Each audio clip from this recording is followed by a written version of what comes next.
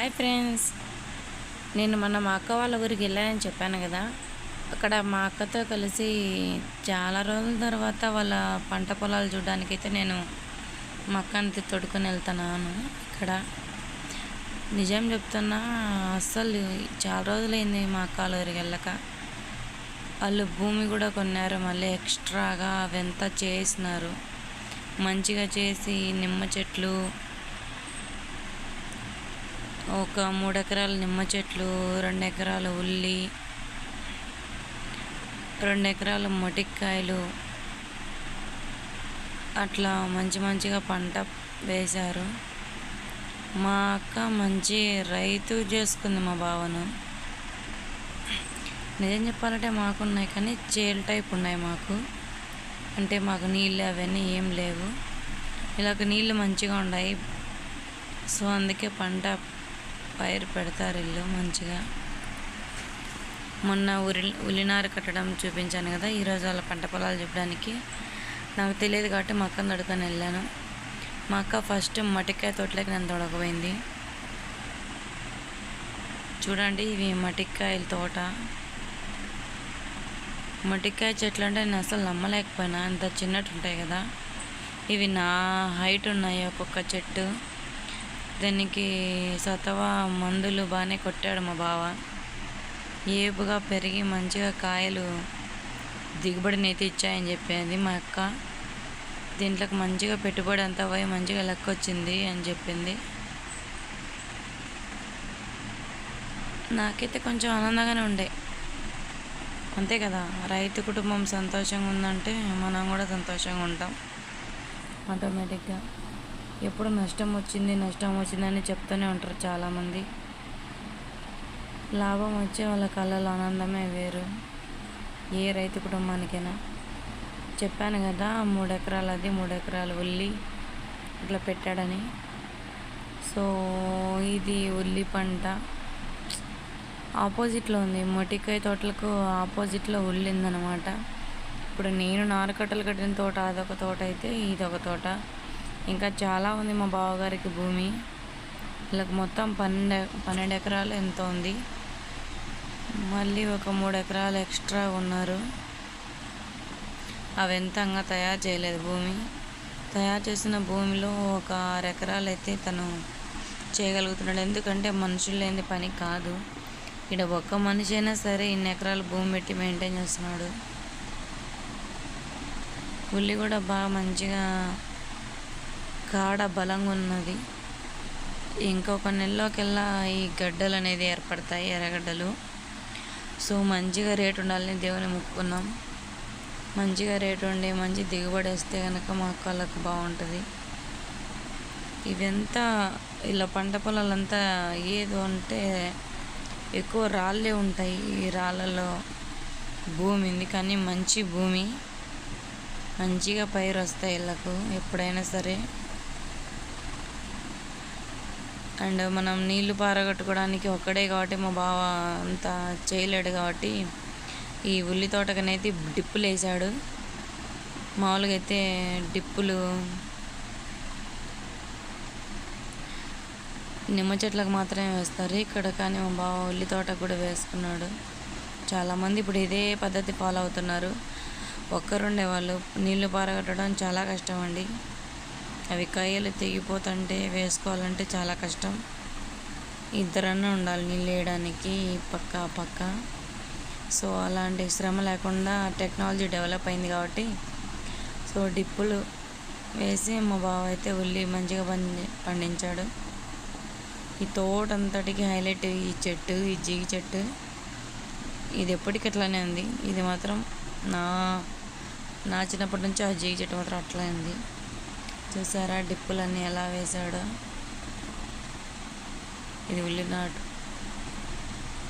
ఇది ఈ తోటల మొత్తం అంతటికి అడ్జస్ట్మెంట్ ఈ ట్రాన్స్ఫారం, ఈ పోల్, కరెంటు మొత్తం సప్లై అంతా. ఇది మోటార్కి అందుకు మొత్తం అంతా కరెంట్ అక్కడి నుంచే. ఇది మెయిన్ వచ్చేసి రోడ్డు. మా అక్క వాళ్ళ తోటలకి ఏ పంట దిగుబడి వచ్చినా తీసుకురావడానికి ఒక ఏదైనా దారి రూటే ఇంపార్టెంట్. సో దారి అయితే మంచిగా చేసుకున్నారు ఇల్లు. ఇప్పుడు ఇలా లేదు, రోడ్డు రాళ్ళని ఉండే, ఇప్పుడు మంచిగా చేసుకున్నారు. అది కనపచ్చే నిమ్మ చెట్లు. ఇప్పుడు మేము మీకు నిమ్మ చెట్లు చూపించడానికి నిమ్మ తోటలోకి వెళ్తున్నా.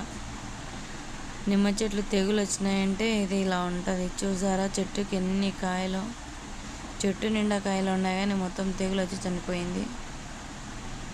రైతుకి ఏమొస్తుంది, పంట చేతికి వచ్చేటప్పుడు ఇలా తెగుళ్ళు పడితే ఆ కాయలు మొత్తం వాడిపోయి ఎండిపోయినాయి. ఏమొస్తుంది, ఏం రాదు. ఈ మిగతా చెట్లు బాగానే ఉన్నాయి. తెగులు రాకోకుండా ఉంటే కనుక మంచిగా కాయలు చేతికి వచ్చి మంచి లాభం వస్తుంది. ఇంతవరకు మా బావ వాళ్ళు ఇంకా కోయలేదంట ఒక కోలే కూడా. నిమ్మకాయలు ఇవి 5 సంవత్సరాలు ఏమో అవుతుంది దాంట్లో చెట్లు వేసి. ఈ తోట ఉల్లి తోటలు, మట్టికాయ తోటలు అన్నీ ఇట్లా. నిమ్మ చెట్ల కిందికి పోతే కూడా మట్టికాయ తోట ఇంకొకటి అనేది ఉంది అన్నమాట. అది కూడా మీకు చూపించడానికి నేను ఈ వ్లాగ్ తీస్తున్నా. చూసారా నిమ్మకాయలు ఎంత బాగున్నాయో, చెట్టు నిండా కాసినాయి. బట్ రేటు కొద్దిగా తక్కువ ఉన్నాయనేసి ఆపేసినారు, కూలి లెక్కలు కూడా రావని. ఒక్కొక్కసారి బాగుంటుంది, ఒకసారి రేటు బాగుండదు. కాయలు అయితే చెట్టు నిండా కాసి కొన్ని రాలిపోయి ఉన్నాయి. ఇలాంటి పండ్ల తోటలను చూసినప్పుడు చాలా హ్యాపీగా ఉంటాం. ఏదైనా టౌన్లో డబ్బులు పెట్టి కొనాల్సి వస్తుంది పండ్లు. ఇలాంటి ఫ్రీగా దొరికినప్పుడు కూర్చొని తినాల బుద్ధి కాదు. ఒక్కొక్కసారి తింటాం కానీ ఏంటంటే నేను తినలేం కదా. చూడండి నిమ్మకాయలు ఎంత బాగున్నాయో. నేను పట్టుకొని మరీ చూపిస్తున్నాను మీకు చూపించాలని. చెట్టు నిండాకైతే నిమ్మకాయలు సూపర్ ఉన్నాయి. ఏమంటే ఈ గడ్డి తీసే ఓపిక లేకనో ఎలానో మొత్తం బొల్చబెట్టినారు తోటంతా. భయంకరమైన గడ్డి ఉంది. నేనైతే లోపలికి వెళ్ళలేకపోయినా, ఎందుకంటే ఫుల్ గడ్డి ఉంది. ఫుల్ ఏముంటాయో, పాములు ఉంటాయో ఏముంటాయో తెలియదు కదా అనేసి.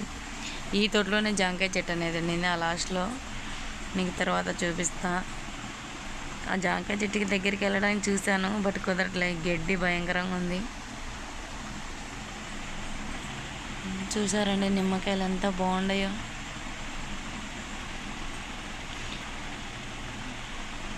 సీనాకాయ జ్యూస్ తాగితే మంచిగా ఆకలేస్తుందని చెప్తూ ఉంటారు పెద్దోళ్ళు. మా పాపకైతే సీనాకాయ బాగానే తింటుంది, పర్వాలేదు. అందుకే నేను మా అక్క తోటలో తీసుకుపోయిన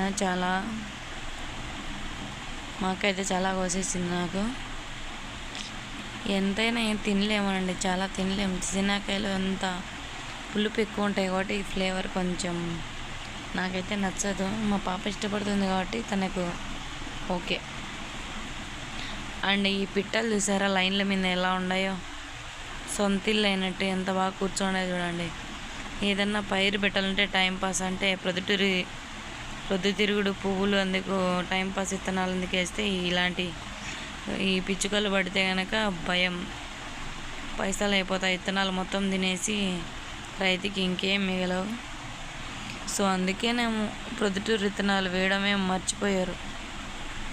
ఇక్కడ పొద్దుటూరు విత్తనాలు అంటారు, మీరు ప్రొద్దుతిరుగుడు విత్తనాలని కొంతమంది అంటారు, ఇంతమంది సన్ఫ్లవర్ అంటారు. నట్స్ తెలుసు కదా, సన్ఫ్లవర్ నట్స్.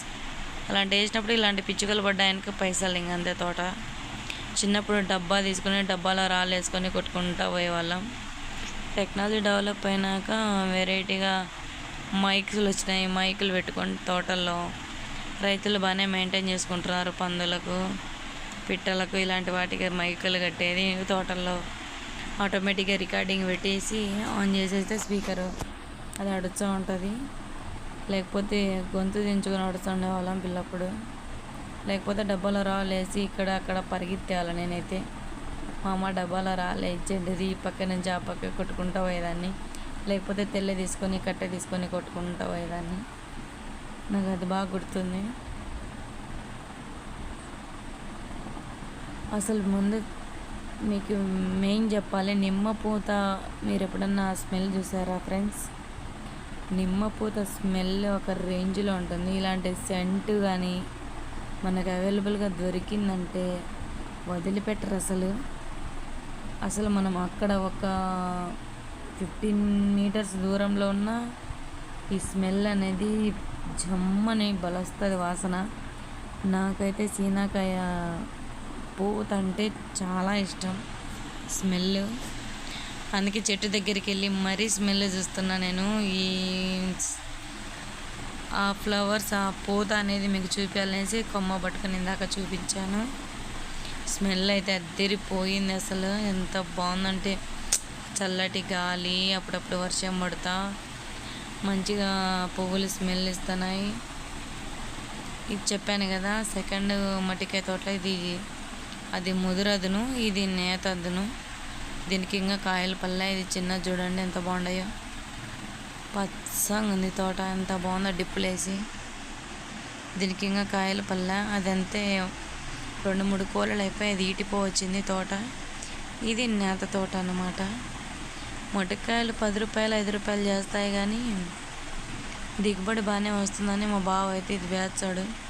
ఒకప్పుడు సొరకాయలు, కాకరకాయలు, కలింగరకాయలు కూడా బాగానే వేసినాడు మా బావ. మేము అంటే నా పెళ్ళి కాకముందు అందుకు ఒకసారి చూశాను. సో రైతులు నచ్చితే లైక్ చేయండి, షేర్ చేయండి, సబ్స్క్రైబ్ అయ్యా.